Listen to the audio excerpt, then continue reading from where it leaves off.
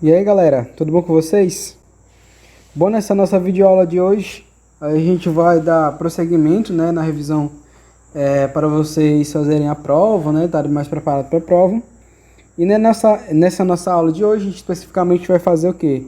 A resolução de exercícios dos conteúdos que a gente resumiu na aula passada, né? Vocês lembram, né? De quantidade de calor, a gente definiu a equação fundamental da calorimetria, a gente falou de calor sensível, calor latente, calor específico, né? A gente fez toda essa parte conceitual e mostrou as fórmulas que são utilizadas para obter esses fenômenos, né? Essas análises desses fenômenos. Bom, a primeira questão diz o quê? Uma barra de ferro de massa de 4 kg é exposta a uma fonte de calor e tem sua temperatura aumentada de 30 a 150. Então vamos anotar logo os dados. Que quando vocês vão fazer uma questão de física, é legal vocês ir lendo a questão e já anotando os dados, para que vocês consigam analisar e ver qual é a equação que vocês estudaram que se encaixa no contexto da questão, tá certo? Então vamos lá, a gente tem o que? Tem a massa, tem aqui a nossa massa.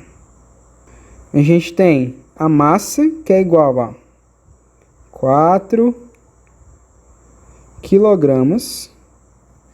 Temos o que?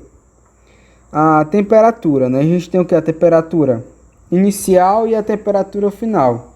Ele fala aqui, ó, tem sua temperatura aumentada de 30 para 150, ou seja, a nossa temperatura inicial T0 é igual a 30 graus Celsius e nossa temperatura final TF é igual a 150 graus Celsius, tá certo? E ele, prosseguindo aqui na questão, ele fala que o calor específico Czinho é igual a 0,119 dividido gramas vezes graus Celsius, tá certo? Então, a gente vai... e ele pergunta aqui, a quantidade de calor recebida pela barra é aproximadamente quanto? Ou seja, ele quer saber a quantidade de calor. A gente vai utilizar o que, professor? A gente vai utilizar a equação que a gente aprendeu. Qual foi? Que é a equação fundamental da calorimetria. E qual é essa equação, pessoal? É a equação Q, quantidade de calor, vezes a massa, vezes o calor específico, vezes ΔT, que é a variação da temperatura, tá certo? Só ajeitar aqui esses dados aqui que estão muito próximo aqui do conceito. Então a gente vai usar essa equação para resolver a questão, tá certo? A gente já tem praticamente todos os dados necessários para saber a quantidade de calor, né? A gente tem aqui, ó, a massa, a gente já tem que é 4 kg. A gente já tem a variação, a temperatura inicial e final. Consequentemente, a gente vai fazer a variação de temperatura. E temos o calor específico, que é do ferro, né? Nesse caso. Então, vamos lá para a nossa equação. Então, temos que Q vai ser igual a massa, que é... Preste atenção que, neste caso, ele dá a caloria, né? No caso que ele pede aqui a quantidade de energia, a quantidade de calor, desculpa, é dada em quilograma, ou seja, a gente vai transformar 4 kg é igual a 4.000 gramas, tá certo? Então, deste modo, a gente tem o quê? Que a massa é 4.000 gramas, tá certo? Então, temos 4.000 vezes quem? O calor específico, que é de 0,119 vezes a variação da temperatura, que é a temperatura final a inicial, tá certo? Então aqui temos TF menos T0. Tá certo? Então temos praticamente nossa equação já toda montadinha, né? Então temos aqui a temperatura final menos a temperatura inicial. Então temos que a quantidade de calor é igual a 4.000 vezes 0,119 vezes 150 menos 30 é igual a 120. Temos que é igual a 120.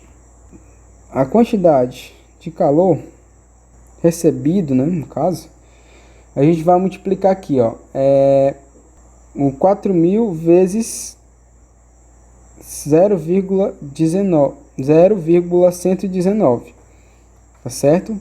Que dá aproximadamente que 0,476. Aí vezes 120. Logo temos o quê? Que quantidade de calor recebida é igual a 57.120 calorias. No entanto, a gente for olhar aqui nas nossas opções, não temos essa resposta. Por quê? Porque a questão que é em quilocaloria. Ou seja, a gente vai realizar a transformação. Quem não sabe, né? Quilo é igual a 10 a 3. 10 elevado a 3. Ou seja, que é igual a 1.000. Tá certo? Então, nesse caso aqui, a gente vai fazer o seguinte. A quantidade de calor vai ser igual a 57. Ó, vamos voltar 3 casas. 1, 2, 3. Fica 57,12 quilocaloria. Bom, pessoal, aqui vamos para a nossa segunda questão, que diz: os aquecedores solares usados em resistências têm o objetivo de elevar a temperatura da água até 70 graus Celsius. No entanto, a temperatura ideal da água para um banho é de 30 graus Celsius. Por isso, deve-se misturar a água aquecida com a água a temperatura ambiente de outro reservatório que se encontra a 25 graus Celsius.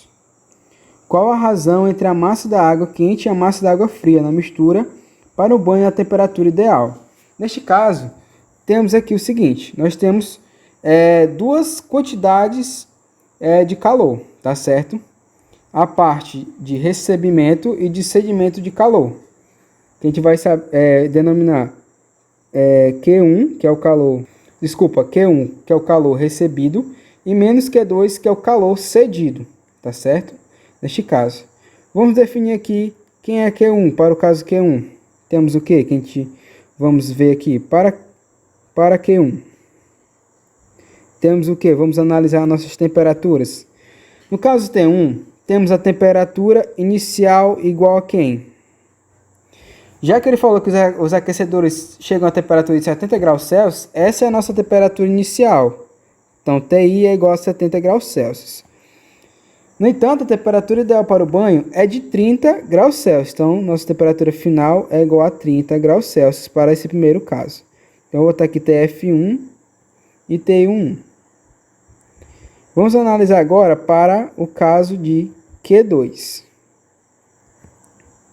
Para o caso de Q2, temos o quê?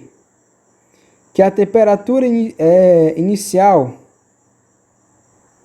é de temperatura inicial 2 é igual a quem?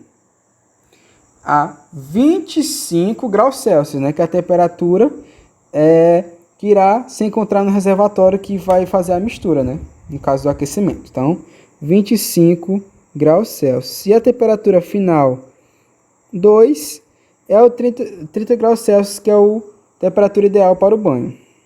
Tá certo? Então, vamos agora pegar esses dados e analisar, porque a gente quer encontrar a massa, a razão da massa de água quente sobre a massa da água fria, tá certo? Então, a gente, pela equação fundamental da calorimetria, a gente tem o quê? Que a massa 1, que é a massa de água quente, né? A gente pode analisar.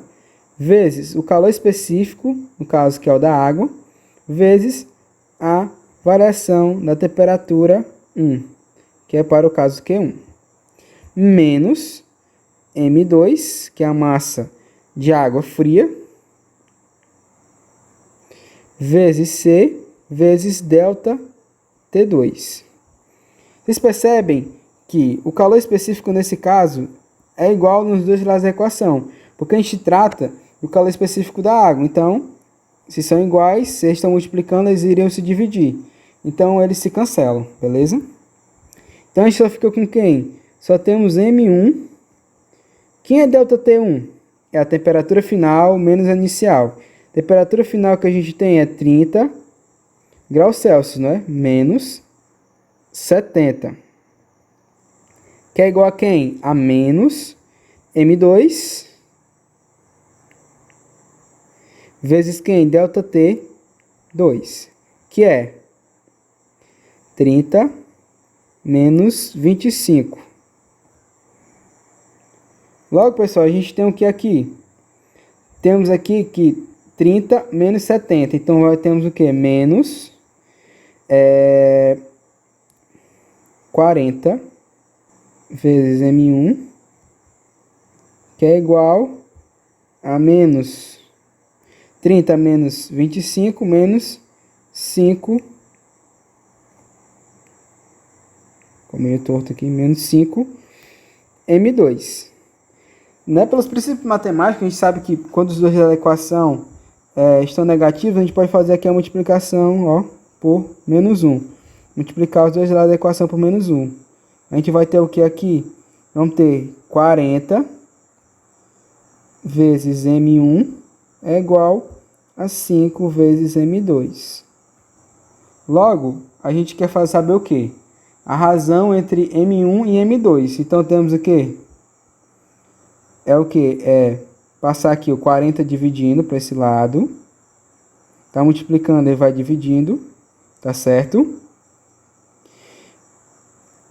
E passar aqui o M2 para o divisor. Porque ele está multiplicando, ele passa dividindo. A gente vai ter o que? O seguinte equação. Ó. Preste atenção. A gente vai ter M1 sobre M2. Que é o que a gente procura, né?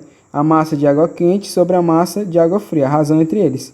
É igual a quem? A 5 dividido por 40. Logo, a gente vai ter o quê? Que M1 sobre M2 é igual a 5 dividido por 40 é igual a quem? É igual a 0,125. Vou fazer aqui as contas.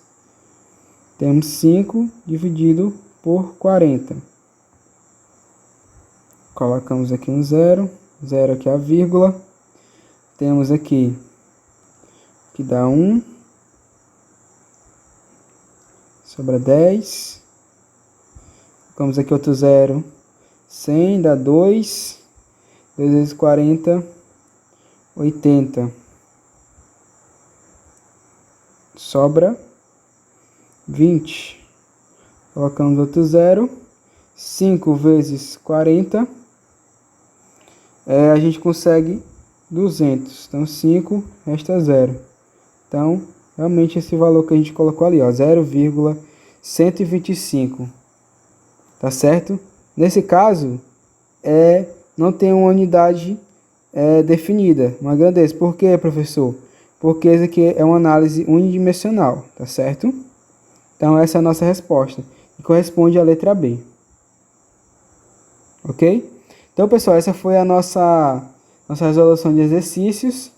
E na próxima aula eu estarei trazendo a parte 2 de resolução de exercícios para vocês, tá certo? Até a próxima aula. Valeu!